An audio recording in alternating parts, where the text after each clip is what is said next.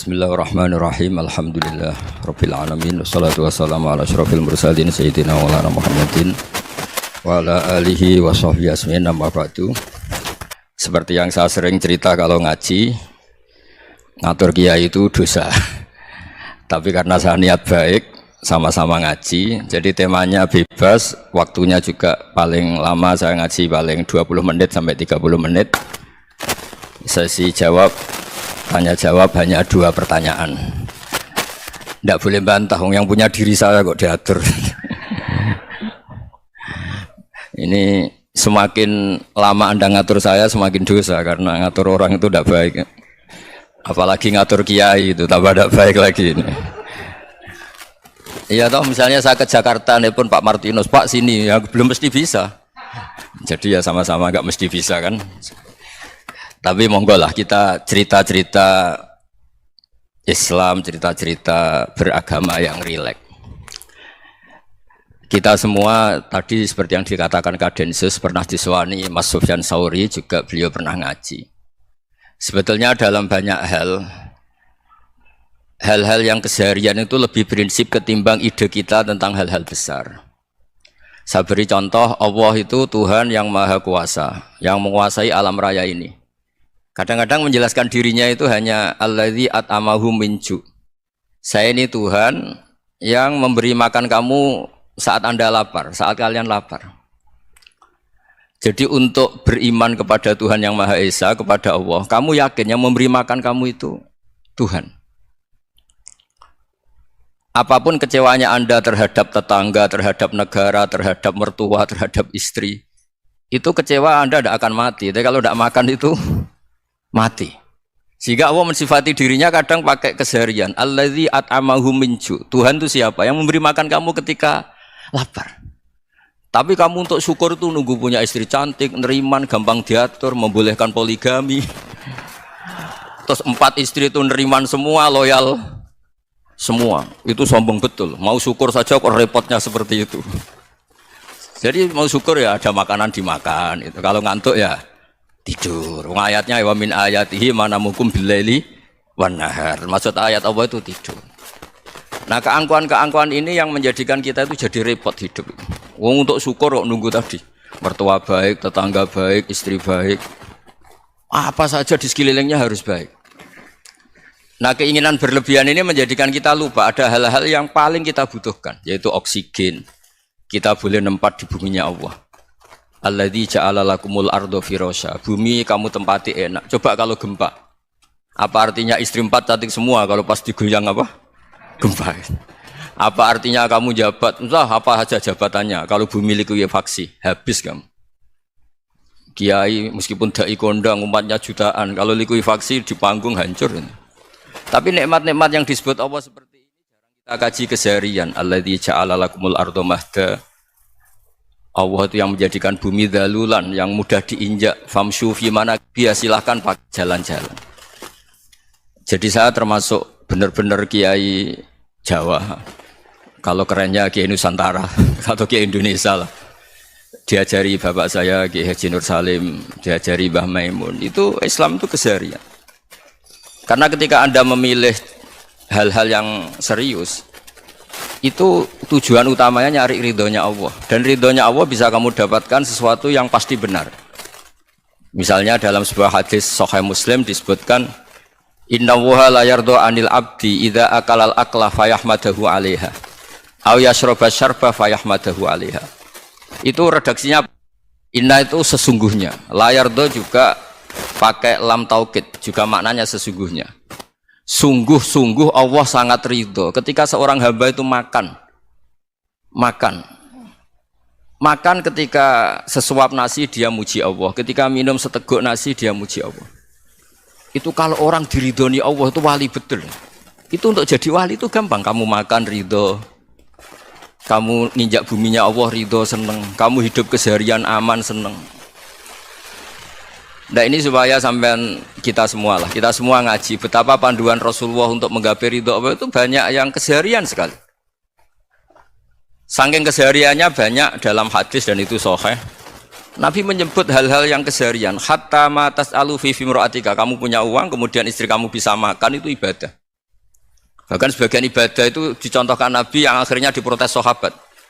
Yaitu wafi buti ahadikum sodakoh, kamu menggauli istri kamu itu ya sodakoh. Sampai sahabat bilang yang benar ya Rasulullah, ayati ahaduna syahwatahu wa huwa lahu ajrun, masa urusan biologis, urusan syahwat kemudian dia dapat pahala. Nabi menjawab, alai salawadu'aha fi haramin akana alaihi wisrun. Bagaimana kalau dia meletakkan ke yang tidak benar, itu kan dosa. Nah, hal-hal seperti ini yang saya ingin teman-teman semua lah, semua. Saya juga agak ingin ngaji demi Anda juga agak ingin. Itu dosa sekali ngaji kok pesanan kelompok tertentu itu enggak boleh. Islam itu untuk semua. Jadi ya cuma karena di depan saya jenengan ya seakan-akan jenengan korbannya. Itu ada ilmunya dalam usul fikih itu. Jadi orang itu harus ngaji usul fikih. Nama yang disebut, mungkin Mas Sufyan masih ingat zaman ngaji usul fikih. Nama yang disebut itu tidak jaminan sebagai prioritas perintah. Jadi misalnya gini, kebetulan yang di depan Nabi itu Abu Dzar. Nabi ya bilang, ya Aba Dzarin ini uhibbuka misalnya, atau ya Mu'ad ini muhibbuka, atau ya Aba Hurairah ini uhibbuka misalnya. Banyaklah riwayat yang Nabi nyebut ya Aba Dzarin, ya Mu'ad, ya Aba Hurairah. Kemudian misalnya Nabi meneruskan khitab, ini uhibbuka, saya mencintai kamu, fakul dubur sholatin, atau sebagian riwayat disebut fala tada'anna dubura kulli sholatin, Allahumma inni ala dzikrika wa syukrika wa husni ibadatik. Saya mencintai kamu, siapa saja. Mu'ad bisa, Abu Dzar bisa siapa? Saya mencintai kamu, mohon kalau habis sholat kamu jangan lupa wiridan Allahumma a'inni ala dzikrika wa syukrika wa husni ibadatik. Ya Allah, tolong kami permudah supaya mudah ingat engkau. Anda tidak bisa mentang-mentang, wong nama saya Parmin, nama saya Purnomo, itu yang diperintahkan Mu'ad misalnya. Jadi yang disebut satu, tapi khitab itu untuk siapa saja.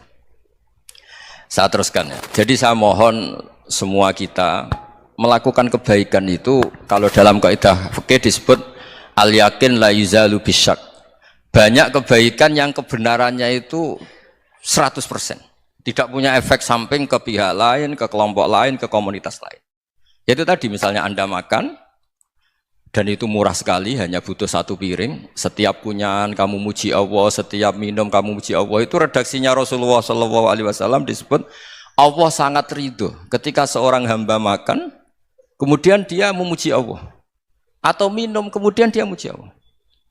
Logikanya gampang, negara seperti ini yang kamu harapkan bentuknya kayak apa, mertua, ipar, komunitas, tetangga. Itu nyata terjadi itu kan belum pasti. Sementara yang mesti terjadi adalah kamu butuh makan, kalau tidak mati. Butuh minum, kalau tidak mati. Butuh bumi yang nyaman ditempati, kalau tidak kita juga mati. Sebab itu Allah kalau menyebut nikmatnya itu hal-hal yang keseharian. Alladzi at'amahum min ju'. Allah itu siapa? Allah itu yang menciptakan kamu bisa makan. Tidak berlebihan, Allah itu yang menciptakan kondisi sosial itu ideal. Zaman Nabi itu ya ada orang munafik. Orang-orang pilihan Allah itu juga diuji orang sekelilingnya yang macam-macam. Semua diuji sesuai konteks zaman dan waktu. Nah, tapi ada ibadah-ibadah yang selalu disarankan Nabi. Sampai Nabi itu pernah ditanya, ayul Islam ya khairun ya Rasulullah, Islam terbaik itu gimana? Jawaban Nabi itu unik, it'amut to'am. Islam terbaik itu ya makan-makan, santai-santai. Ketika Allah menyebut beberapa kebaikan, falak tahamal aqobah wa ma adraka apa? Mal aqobah. Terusannya apa? Fakku raqobah. Terusannya apa? Au it'amun fi yaumin di masghubah. Ya itu acara makan-makan itu juga Islam. Kenapa? Ya bayangkan kalau tidak ada makanan kita mati kan? Kondisi sosial tidak ideal itu Anda masih gak apa-apa. Tapi kalau Anda tidak makan, Anda tidak minum, kamu punya istri cerewet masih bisa hidup, punya mertua cerewet masih bisa hidup. Tapi kalau tidak makan bisa mati. Berarti penting mana istri sama makan? Penting mana? Makan. Semoga istri Anda dengar, nanti kamu disuruh makan tapi pulang deh. Itu kalau dibahasakan makan masih memahami. Penting mana nasi satu piring dengan istri. Enggak ada nasi mati, enggak ada istri belum mati. Penting mana? Gak berani jawab kan? Nah, ternyata Anda ada garang kan di depan istri. Jadi saya mohonlah, mungkin Mas Sufyan Sauri tadi yang bisa bantulah. Teman-teman tuh ngaji yang keseharian saja. Karena kita nyari ridha Allah itu berdasar firman Allah. Dan firman Allah itu menyebut keseharian tuh riang, gampang. Itu tadi misalnya wa min ayatihi manamukum bil laili wan nahar. Termasuk ayat-ayat Allah itu kamu tidur. Maka dulu itu ada guyonan, ada tokoh Mu'tazilah, kelompok dalam Islam yang berpikir manusia itu bisa menentukan ikhtiarnya sendiri. Karena saya bisa duduk, duduk, ingin berdiri, berdiri. Karena kelompok ini nggak terima kalau semua kehendak Allah, nanti bagaimana kalau semua kehendak Allah kok ada hisab, ya ada sanksi. Lucunya itu, dia akhirnya, ini cerita ya, mencintai seorang perempuan, cantik sekali. Dan itu dia menjadi ahli sunnah itu oleh hal-hal yang sepele. Karena istrinya cantik, ya namanya suami istri itu hubungan intim. Terus ditanya, Mas, masih ingin lagi? Masih. Silahkan diulang lagi. Wah ya tidak bisa. Katanya manusia bisa menentukan yang diinginkan. Itu tobat itu.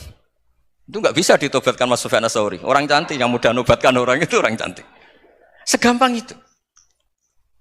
Akhirnya kita tahu, makanya kalau dalam kitab Hikam itu disebut al-aqil mayyakul madza yaf'alu wa hubi wal ghafil mayyakul madza af'al.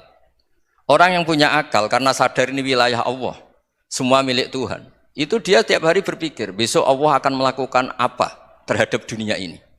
Kamu merencanakan sesuatu mau plesir ternyata gempa. Mau wisata ke Rusia ternyata perang. Kamu tidak pernah tahu apa yang akan terjadi besok. Wa ma tadri nafsum madza taksibu ghadan. Tapi anda semua kita ini sering punya jadwal permanen. Makanya saya kalau diundang siapa saja, sanad takdir. Yang jelas Gus ini acara penting. Ya masih acara penting nak pangeran ngersakno piye? Kok ape dadi pangeran? Kamu kok mau jadi Tuhan? Itu kadang ya kiai gitu. Penting Gus acara ini jenengan harus memastikan bisa. Loh kamu itu yang ngajarin tauhid, sesuatu itu biadillah kok bilang-bilang apa pasti. Kalau maksa terus tak tobatkan loh kamu kata saya itu. Ya kalau gitu Gus bilang insya Allah. Wah itu hati saya, fisik saya, roh saya sudah bilang insya Allah. Tidak usah kamu latih kata saya. Nah hal-hal tauhid keseharian itu gampang sebetulnya. Wal ghafil yaqulu madza af'al. Tapi orang yang lupa Allah dia setiap hari bilang besok apa? Kita bisa melakukan apa? Seakan-akan dia itu aktor, dia penting, dia subjek permanen, dia. Padahal kita ini hanya objek kehendak Allah Subhanahu wa taala. Karena kita yakin sesuatu yang terjadi di alam raya ini kita tidak bisa apa-apa. Makanya saya sering ngaji, sering bilang saya, ketika Anda mensifati Allah, Dia yang menghidupkan. Sudah itu tanamkan sehingga ketika kita mati santai saja. Kenapa santai? Allah punya cara menghidupkan kita. Zaman kita hidup juga gak tahu caranya ngelola jantung, ngelola paru-paru. Kamu juga gak tahu ngelola oksigen yang tidak beracun, tidak mengandung polusi. Tahu-tahu hidup. Gak ingin tua ya tahu-tahu tua, gak ingin mati tahu-tahu mati. Selama ini kita hidup juga agak tahu apa sebetulnya. Hanya gaya tok, punya jadwal, punya planning. Kalau kamu bisa menentukan pilihan Anda, pasti Anda istrinya cantik, 4 neriman semua, qanaah semua. Nyatanya enggak kan? Ada 1 jelek, cerewet. Wah itu kan, nyatanya enggak bisa apa-apa Anda kan? Dan kamu bawa mati lagi.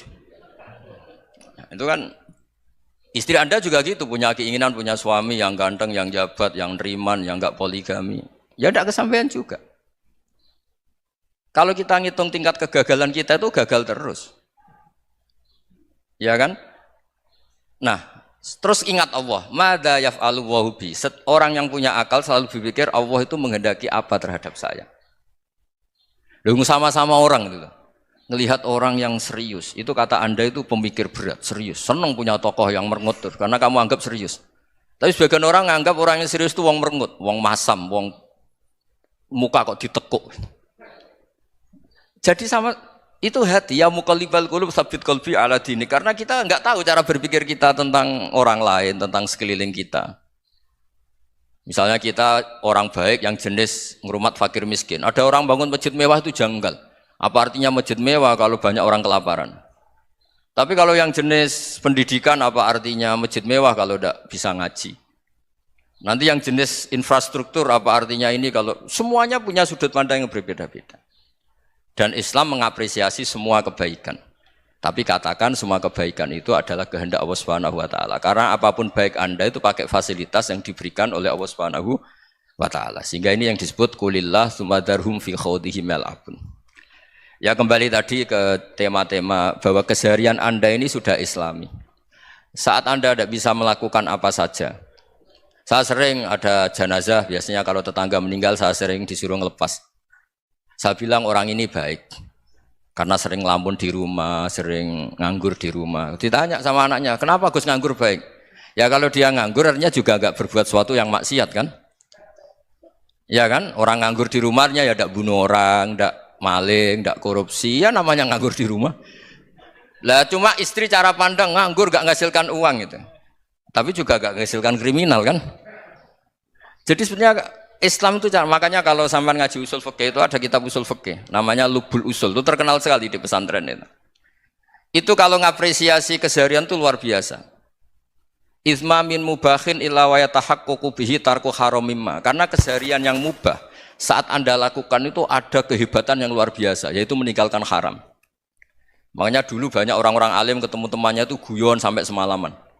Itu biasanya yang semangat Islam, itu kiai kok tidak tahajud, kiai kok tidak witir. Orang yang sedang mapan uangnya banyak, malam itu tidak kelayaban itu sudah luar biasa. Melawan nafsu supaya tidak maksiat itu sudah luar biasa. Supaya lupa guyon sama temannya semalaman sampai subuh.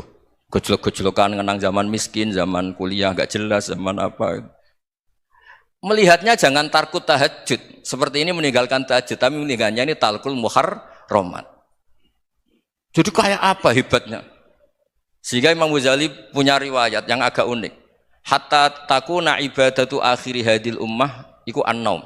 Sehingga suatu saat ibadah terbaik umat ini itu tidur. Itu kan riwayat kontroversi. Ketika Imam Ghazali ditanya, kenapa iya?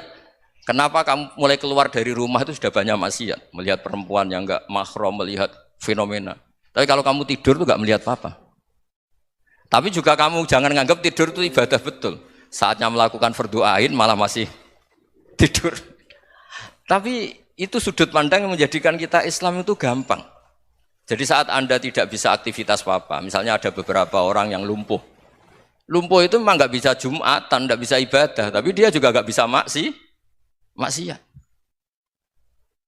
Tidur itu memang Anda saat itu tidak bisa tahajud, tidak bisa witir, tapi saat itu ada zina, ada maling, tidak gosipkan orang, tidak bully orang, tidak menanamkan kebencian, hasud.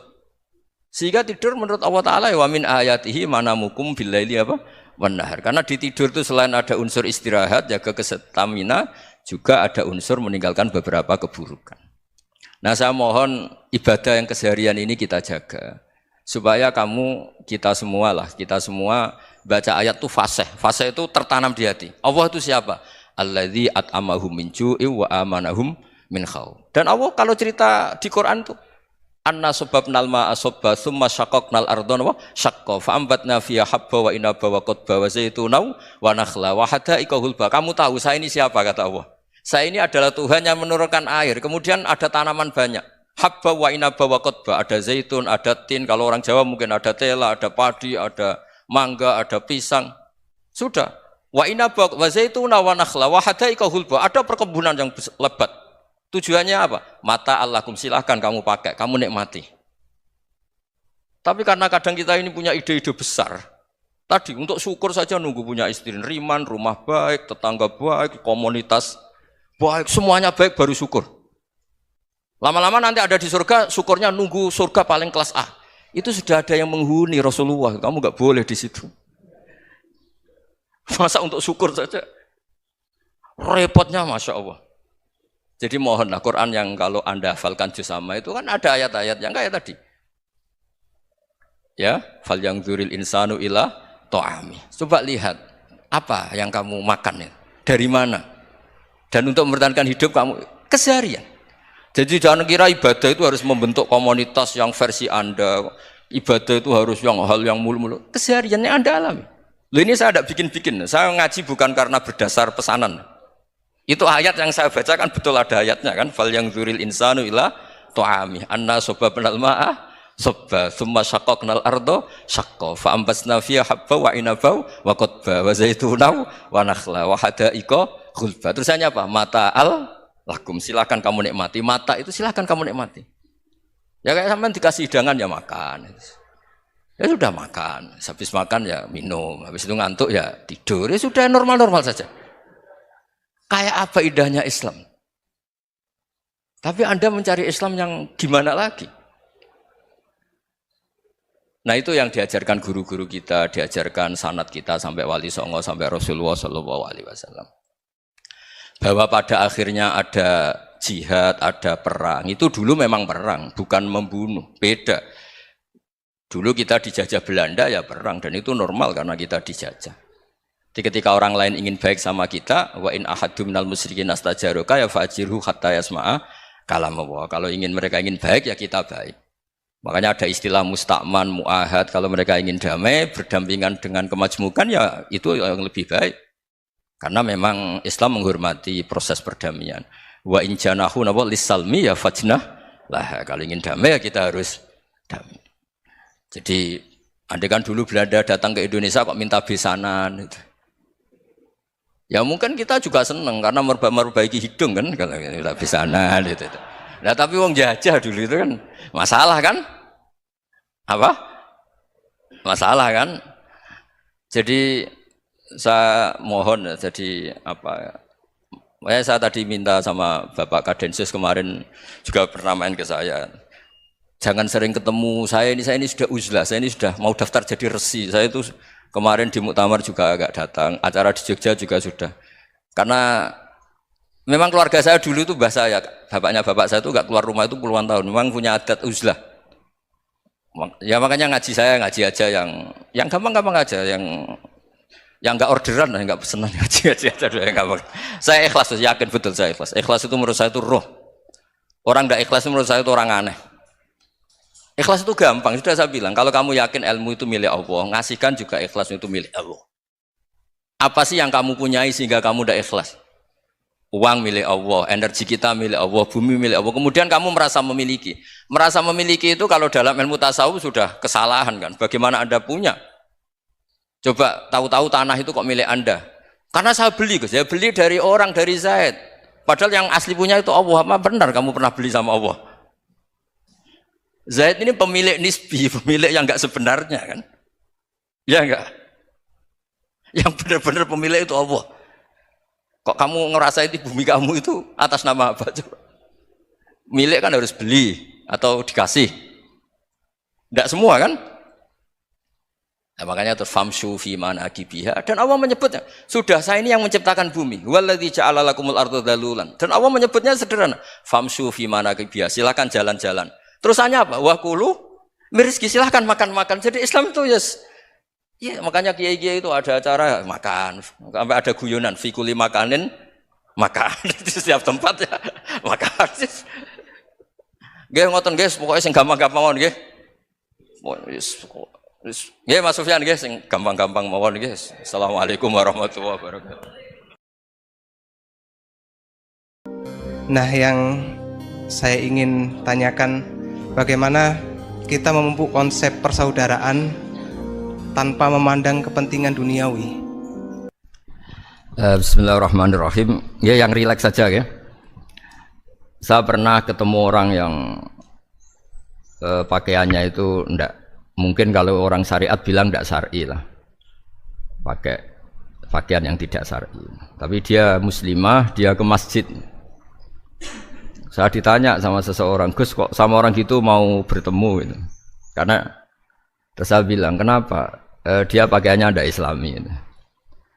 Oke, dia tidak pakaian Islami itu nyata, tapi dia ke masjid itu Islami, tetap sholat itu Islami. Ketika dia ingin sholat dan tetap sholatnya pakai takbir, pakai rukuk, pakai sujud itu Islami. Wong setelah di masjid ya pakai mukena, pakai. Kalau sama-sama nyata, Anda kan boleh ngingat sama-sama yang fakta. Gitu. Dia punya kesalahan dalam berpakaian, dia punya kebenaran dalam sujud, dalam rukuk, dalam ibadah.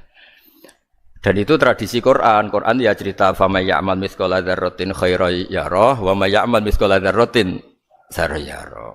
Apa susahnya sih ingat dua-dua sisi itu? Sama bernegara atau bertetangga. Kita bayangkan jangan bernegara dulu, terlalu luas, bertetangga saja. Ukuran karena nanti sama, bernegara sama bertetangga itu hadisnya sama.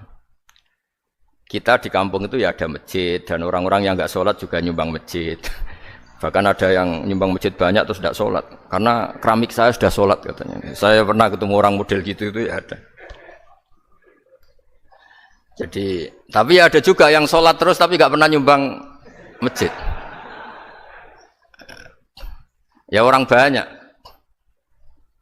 Intinya itu Allah itu punya tradisi, punya sunnatullah. Kebaikan ya dihitung, kejelekan juga dihitung. Dulu ketika Rasulullah SAW hidup bersama komunitas yang majmu', itu sebetulnya permintaannya Nabi, jangan halangi kami saat mau beribadah. Dulu sampai perang karena mereka menghalangi. Sebenarnya problem mereka wa yasudduna an sabilillah, menghalangi. Sebenarnya kalau dulu saling toleransi ya gak ada masalah. Artinya ketika Anda ingin sholat di Indonesia agak dihalangi, ingin pengajian gak dihalangi, sebenarnya ini gak ada masalah. Ya, soal ada kebaikan, ada keburukan, ya mulai Nabi Adam sampai sekarang, sampai kiamat. Itu cara pandang. Jadi cara pandang kita terhadap orang lain itu harus hal-hal yang nyata. Kalau kesalahan mereka nyata, kebaikan mereka juga nyata. Kenapa kita hanya ingat sisi yang jelek, tidak ingat sisi yang baik?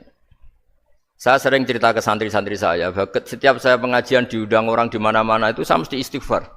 Karena nggak ada pilihan. Saat saya datang ke pengajian di Sulawesi misalnya, saya tinggal ngaji di sini. Saat saya ngaji di sini, ninggal undangan yang di sana. Hidup itu tidak banyak pilihan, meninggalkan kebaikan, melakukan kebaikan. Artinya gini, dalam kebaikan saja ada kebaikan yang ditinggalkan. Apalagi dalam kejelekan. Makanya di sini ada pepatah terkenal dalam ilmu tasawuf tuh. Wastighfaruna yahtaju ilal istighfar. Saat Anda baik saja butuh istighfar. Bapak saya kalau guyon gini, Mas Sofyan. Ada imam istiqomah jadi imam masjid sampai tua sampai batuk-batuk. Itu bagus istiqomah. Tapi itu masalah kata Bapak. Akhirnya enggak kaderisasi katanya. Itu istiqomah apa enggak mau diganti orang lain katanya. Ada kiai dai di mana-mana. Itu mesti orang muji, oh itu dai di mana-mana, laris enggak pernah di rumah. Pondoknya pasti bubar itu karena ditinggal. Jadi kebaikan seperti ada orang sering sowan kiai. Wah itu malah lebih masalah lagi kan. Kadang kiainya pas istirahat, yang disalamkan template uang jatah susu anaknya. Hari itu waya tagihan malah lari sowan kiai. Jadi harusnya di rumah ada fardu-ain tagihan listrik entah apa. Jadi makanya di hikam itu terkenal kata-kata manusia itu siapa? Manusia itu mangkanat mahasinuhu masawiya fakih falatakunu masawihi masawiya. Manusia itu orang ketika baik saja salah, apalagi pas salah. Coba saya misalnya pidato begini, di atas panggung saya orang alim pidato nasihati orang. Di saat yang sama seperti yang tanya Mas Wildan tadi, ada agak sopannya. Di situ ada mungkin orang yang lebih sepuh timbang saya. Masa lebih muda kok di atas? Yang di bawah lebih tua. Ada agak sopannya. Mau enggak pidato disuruh, mau di atas disuruh, enggak sopan sama yang. Tapi misalnya yang paling sepuh pidato enggak pernah ngaji kok pidato terus gimana? Artinya ketika kita baik saja ada salahnya, apalagi pas salah. Sebab itu ajaran Rasulullah itu suruh berdoa Rabbana dzolamna anfusana. Sebelum minta itu merasa, ya Allah kita ini mendolimi diri kita sendiri. Karena dalam pilihan-pilihan itu pasti ada salahnya. Coba misalnya Anda bangun masjid habis 2 miliar. Yang harusnya 1 miliar sudah jadi. Terus nanti suatu saat ketemu Allah ditanya, itu ada orang miskin, fakir miskin, yatim. Andai kan kamu sumbang 1 miliar itu sejahtera semua. Gara-gara kamu bangun masjid terlalu mewah. Ya tapi kadang-kadang orang kebaikannya itu orientasinya bangun masjid, gak tertarik nyumbang fakir. Saat itu cara berpikir gitu mau apa? Tapi kalau dia mau luhur manusia terbaik karena bangun masjid 2 miliar, coba diaudit secara kepentingan syar'i. Penting mana dengan ngasih makan fakir miskin? Penting mana dengan menikahkan janda misalnya? Penting mana dengan pendidikan? Apa artinya masjid mewah orang nggak tahu halal haram, nggak tahu najis, nggak tahu cara sesuci, nggak tahu cara adzan yang benar. Terus penting mana untuk beli kitab sama dipakai masjid? Apa artinya beli kitab apa tapi nggak makan? Penting mana makan sama beli kitab? Ada auditnya. Makanya manusia itu ketika baik pun disuruh istighfar, apalagi ketika salah. Nah dengan perasaan seperti itu kebencian pada orang lain luluh karena potensi baik pada orang lain ternyata tinggi dan potensi salah ke kita juga tinggi. Nah dilatih gitu. Jadi di Ihya itu ada kitab tawadhu. Kitab tawadhu itu dilatih ketemu orang tua. Huwa aksaru ibadatan. Dia mesti ibadahnya lebih banyak karena lebih tua timbang saya. Pasti sholatnya lebih lama timbang saya. Ketika Anda sudah tua melihat anak-anak, huwa aqallu minni maksiatan. Mesti maksiatnya tidak banyak karena masih kecil. Terus ketika melihat orang fasik maksiat, La'alla wa yatubu alaih fa inna wa tawwabur rahim. Mungkin Allah memberi tobat, bisa saja. Umar itu ingin bunuh Nabi, tapi Allah memberi tobat. Yang sowan kiai saja tidak mesti dapat tobat. Umar ingin bunuh Nabi, tapi Allah memberi tobat. Akhirnya ya tobat jadi Islam yang baik. Dalam sejarah Wali Songo, Kalijogo sowan Sunan Bonang itu ingin garong, tapi malah jadi muridnya jadi wali. Kalau Allah sudah menghendaki, tidak ada ya. Perang Uhud orang Islam kalah itu karena panglimanya siapa? Khalid bin Walid. Tapi dia malah yang dapat hidayah. Nah, sama orang yang sekarang Anda benci bisa saja Allah merencanakan ada apa? Hidayah di situ. Dan kita yang merasa benar jangan saja ada rencana Allah bikin kita su'ul khotimah. Na'udzubillah min dzalik, kan tidak pernah tahu. Nah, dari tidak pernah tahu itu orang diusahakan tawadhu. Wa ma adri ma yuf'alu bi wala bikum. Kita tidak pernah tahu. Makanya meskipun saya ini kiai, terus kata orang banyak itu ketop. Kalau istighfar ya nangis betul ya. Cuma kan nggak perlu di depan umum. Nanti ada penampilan kan ribet kan nanti. Sudah nangis nggak ikhlas, nggak mutu. Ya gitu ya. Yang Mas Wildan tadi apa pertanyaannya? Diulang. Selain masalah akhlak tadi. Tentang bagaimana cara kita bersaudara. Tanpa memandang kepentingan duniawi. Nah ya makanya tadi saya bilang bernegara itu pakai hadis, misalnya Nabi pernah ngendikan kamu itu punya 3 tetangga, yang satu punya 3 hak, yaitu dia tetangga kamu, dia seagama kamu, dia sesaudara kamu. Jadi ada 3 hubungan, seagama, sesaudara, dan tadi apa? Dia tetangga kamu, dia seagama dengan kamu, dia masih kerabat kamu. Terus ada tetangga yang punya 2 hak, yaitu dia tetanggamu seagama dengan kamu tapi tidak sekeluarga dengan kamu. Terus ada tetangga yang punya 1 hak, dia tidak keluarga kamu, dia tidak seagama dengan kamu tapi tetap punya hak karena itu tetangga kamu. Dan itu kata Nabi semuanya berhak kamu baikin karena ada hakul jar. Makanya dulu doa ada bil kubri itu ceritanya sederhana. Ada seorang perempuan Yahudi ya, sowan Sayyidah Aisyah. Kalau sowan ya dikasih uang sama Sayyidah Aisyah. Padahal Yahudi ya. Ketika dikasih uang, terus si Yahudi tadi, semoga engkau diselamatkan dari siksa kubur. Zaman itu Sayyidah Aisyah belum dengar hadis tentang siksa kubur. Setelah Rasulullah datang, saya tadi diminta didoain, ya saya terima karena saya enggak percaya. Terus Nabi ngendikan itu benar adanya siksa kubur. Ketika komunitas Yahudi di Madinah itu puasa Asyura, Nabi coba tanyakan mereka, kenapa puasa Asyura? Padahal orang Yahudi.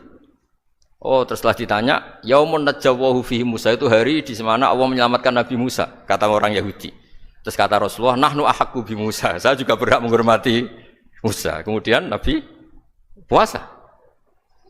Suatu saat lagi ada orang Yahudi datang, ya Rasulullah, ya Muhammad, manggilnya ya Abul Qasim karena orang Yahudi. Ya Abul Qasim, nanti nasib langit bumi ini di mana? Manusia yang sudah mati-mati di mana ketika bumi dihancurkan? Mayat-mayat yang sudah di kuburan di mana?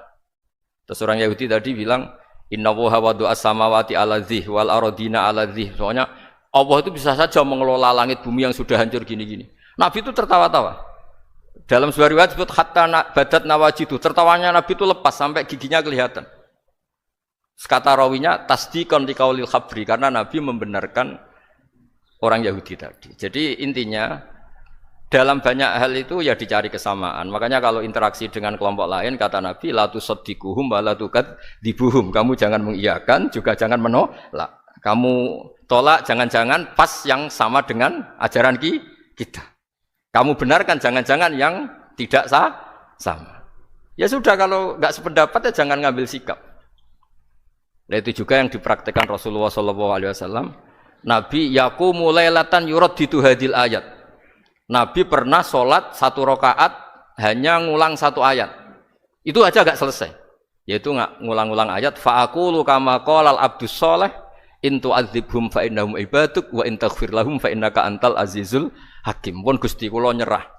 Semua ini hamba jenengan, monggo jenengan napakno sing duwe jenengan. Intinya itu ini wilayah jenengan, ndak wilayah saya.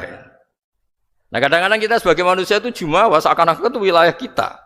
Kita nyiksa terserah kita, mengampuni ya terserah kita. Padahal tidak milik kita. Dunia ini milik Allah Subhanahu wa Ta'ala. Makanya yang terakhir saya ijazahkan ijazah bapak. Bapak saya itu orang hafal Quran, alim tapi lucu, senengannya guyon. Kalau ngajarkan saya tauhid, tasawuf itu gampang. Hak, kamu punya tetangga, punya Innova. Terus kamu berpikir, kamu miskin berpikir, itu pajaknya aja berapa? Kalau apa itu bannya sudah halus itu gantinya kayak apa, kalau rusak kayak apa. Terus kata bapak, mau melok duwe kok mikir, udah ikut punya kok mikir. Terus coba kamu nggak ikut punya Alphard, terus saya mikir, wah itu pajaknya berapa Pak Martinus, bisa dipakai beli motor kan, pajaknya apa? Alphard ini. Oh nggak ikut punya kok. Nah. Dunia itu rawekmu, mbok pikir lah apa ono sing duwe. Maksudnya itu, dunia itu milik Allah, apa kamu pikir itu milik yang punya gitu. Nah, itu yang dimaksud dalam ilmu tasawuf, da'it tadbir fama qoma bi ghairuk la tuqimbihi nafsak. Sudah kamu tidak usah ikut campur, itu wilayahnya Allah kata itu, karena wong enggak ikut punya kok ikut mikir. Anda benci orang, benci sekali karena dia tauhid misalnya. Jangan-jangan Allah punya rencana memberi hidayah dia. Atau Allah punya rencana dari dia keluar orang-orang Islam yang soleh. Makanya ketika malakul jibal, ya Rasulullah saya disuruh Allah, terserah engkau. In syi'ta an udbiko alaihim al-akhshaben. Kalau engkau mau orang-orang yang mendustakan kamu saya hancurkan. Apa jawabannya Nabi? La, jangan. Bal arju ayyukhrijawah min aslabihim ma ya'buduwaha wa la yusyriku bihi syai'an, itu di Bukhari. Enggak, bisa saja sekarang dia kafir, anak turunnya jadi Islam. Dan betul. Abu Jahal punya anak Ikrimah, Abu Lahab punya anak Darrah. Walid itu musuh besarnya Nabi, punya anak Khalid.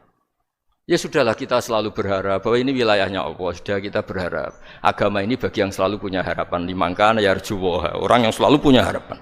Kita berharap tambah hari tambah baik, tambah damai, tambah kondusif, tambah segalanya baik. Dan saya seperti ini juga ingin ikhlas dan akan selalu ikhlas. Ya saya sering bilang kalau pejabat mau sini itu sering tak ngel-ngel. Saya ini sudah ingin Indonesia itu baik itu tanpa diminta. Kalau diminta itu malah seakan-akan saya belum melakukan, ini kan. Sudah saya lakukan kok baru diminta. Karena ini wilayah kita semua, artinya ingin baik itu keinginan kita semua. Status kita. Kata Sayyid Zabidi dalam kitab Ithaf, keinginan baik itu syakhsiyatuk wa hakikatuk. Itu kamu sekali. Manusia itu kan kata Allah Ta'ala, saya pertama menciptakan manusia itu khunafa, orang yang berkeinginan baik. Baru digoda setan terus macam-macam. Jadi keinginan baik itu hakikatuk wa syakhsiyatuk. Itu kamu sekali. Ingin baik itu kamu sekali. Itu status kamu katanya. Makanya orang preman kayak apa, mabuk kayak apa, ada orang kecelakaan, pikiran pertama itu nolong. Itu yang normal. Soal ada kasus pikiran pertama ngambil HP-nya tuh 0,sekian persen. Jadi pikiran pertama mesti nolong itu, karena itu syakhsiyatuk wa hakikatuk.